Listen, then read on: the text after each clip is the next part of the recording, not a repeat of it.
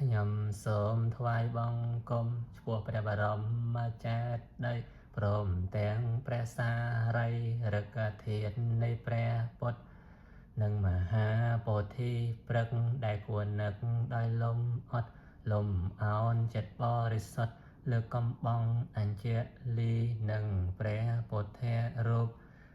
តំណាងអង្គព្រះមុនីដែលស្ថិតនៅគ្រប់ទីឋានានានោះទាំងអង្គដោយដេជនីគុណ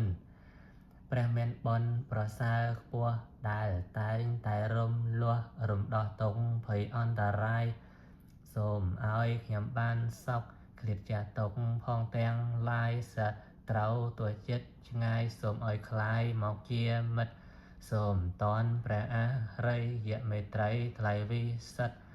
សូមបានឃើញធម៌ពិតសំដូចចិនប្រាថ្នាហ